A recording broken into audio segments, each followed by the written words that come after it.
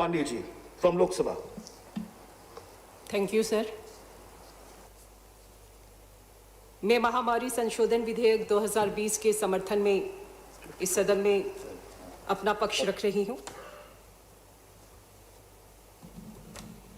पूरा देश एक अजीब हालात से गुजर रहा है और इस हालात में सरकार ने जिस प्रकार की परिस्थितियों से निपटने की कोशिश की है, मेरा ख्याल है कि देश के प्रधानमंत्री जी को पूरे देश ने साधुवाद दिया है।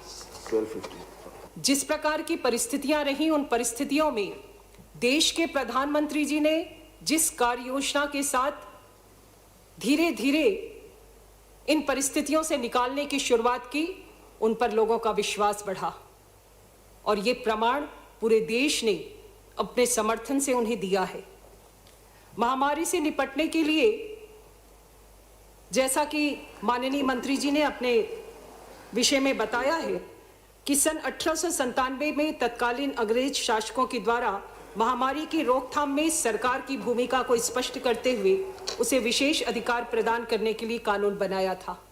पूरे 123 साल के बाद वर्तमान में 22 अप्रैल 2020 को महामारी रोग संशोधन अध्यादेश को जारी किया गया, जिसमें कुछ बिल की कंडिकाओं में वर्तमान की आवश्यकता के अनुसार बदलाव किए जाने की आवश्यकताओं को उस पर जोर दिया गया।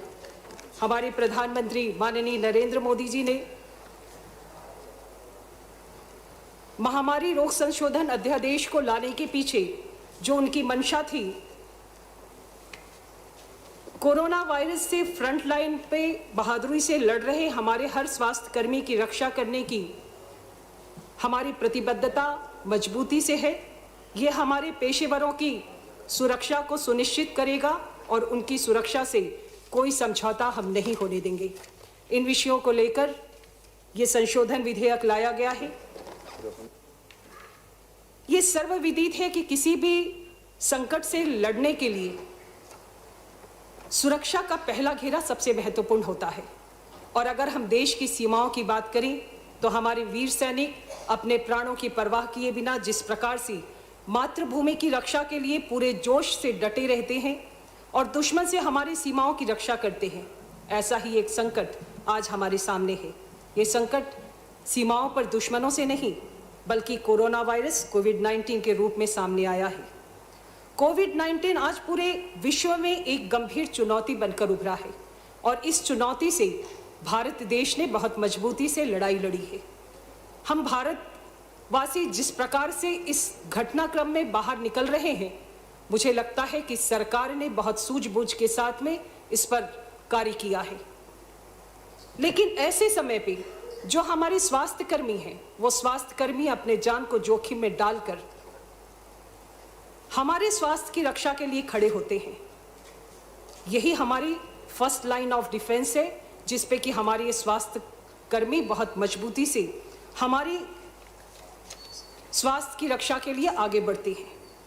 अध्यक्ष महोदय, संचार के विभिन्न माध्यमों से, इलेक्ट्रॉनिक मीडिया, सोशल मीडिया, इन सभी में हमने देखा कि कैसे हमारे हेल्थ वर्कर को हराश किया जाता है, कैसे उन पर हमले किए गए, किस प्रकार से ये लोग स्वयं की जान को जोखिम में डालकर, स्वयं के संक्रमित होने की संभावनाओं को जोखिम में डालकर ये हमारे स्वास्थ्य की रक्षा करते हैं।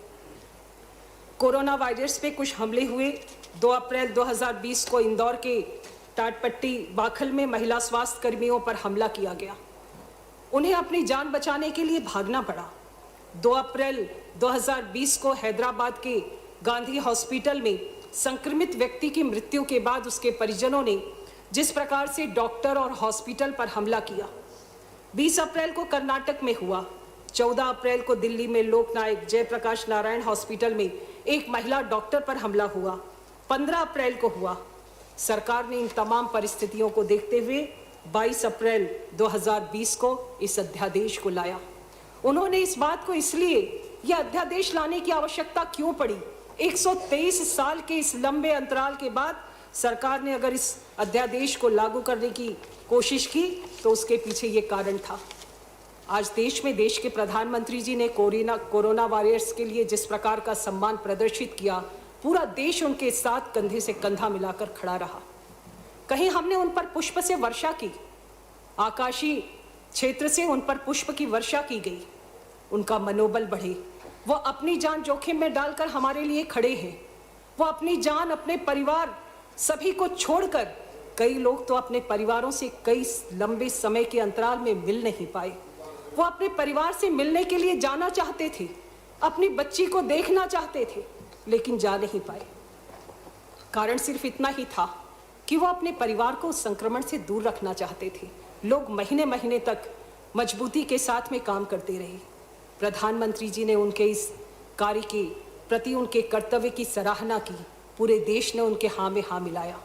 आज मुझे इस बात पर बेहद अफसोस है कि जिस प्रकार से मेरे पूर्व वक्ता ने विषय को परिवर्तित करने की कोशिश की, इस सदन में ये दुर्भाग्यजनक स्थिति पैदा हुई है। मुझे लगता है कि अगर आप किसी विषय पर, ये बेहद संवेदनशील मुद्दा है, राजनीति करने के लिए तो बहुत बड़ा क्षेत्र था, आप राजनीति करने के लिए किसी और क्षेत्र को चुनते, लेकिन राजनीति आपने कोविड-19 पे किया।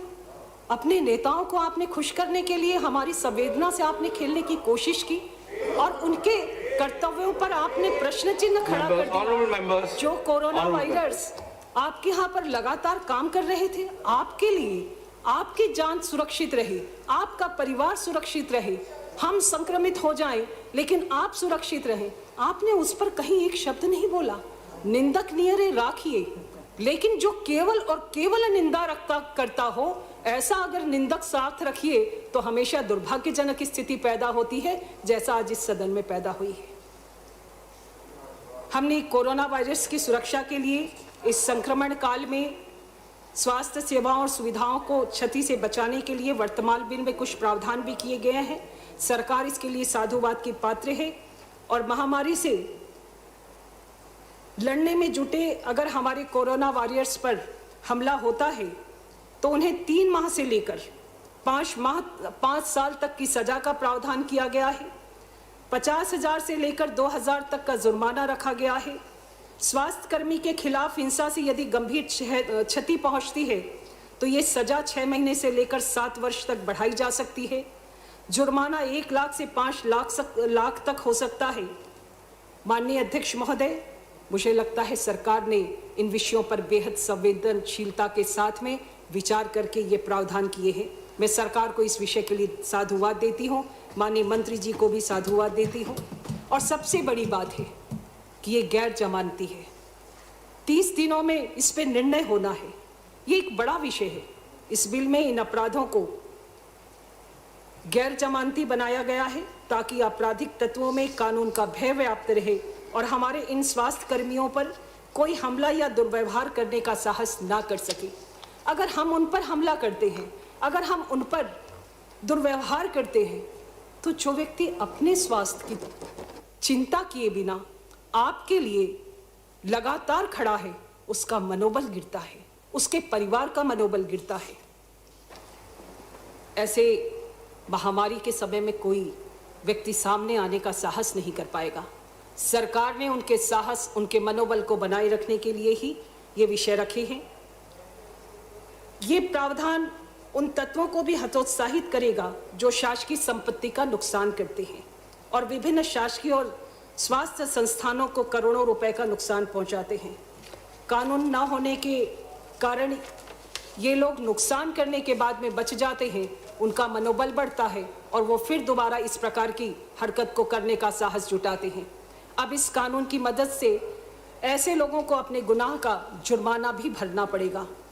अध्यक्ष महोदय, एक कहावत है, ईश्वर सबके जीवन की रक्षा खुद नहीं कर पाते, लेकिन उन्होंने धरती पर अगर किसी को भेजा है तो ये हमारे कोरोना वॉरियर्स स्वास्थ्य कर्मियों को, डॉक्टर्स को भेजा है। हमारे देश में, पूरे विश्व में चिकित्सक और चिकित्सा कर्मियों को भगवान के रूप में माना जाता है। हमारे हर दर्द, हर तकलीफ को दूर करने वाले हमारे कोरोना वॉरियर्स के साथ जो घटना हुई वो बहुत ही वेदनापूर्ण है और असहनीय है।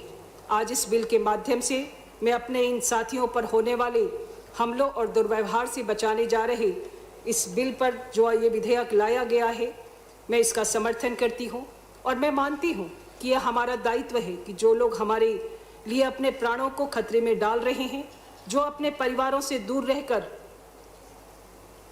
अपने फर्ज को निभा रहे हैं, जो हमारे साथ खड़े हैं, सरकार उनके साथ खड़ी है और सरकार ने इस विधेयक को लाके इस बात को प्रमाणित किया है कि हम आपके साथ खड़े हैं, हम आपकी रक्षा करेंगे। मैं सरकार को इस विधेयक को लाने के लिए बहुत धन्यवाद देती हूं, साधुवाद देती हूं।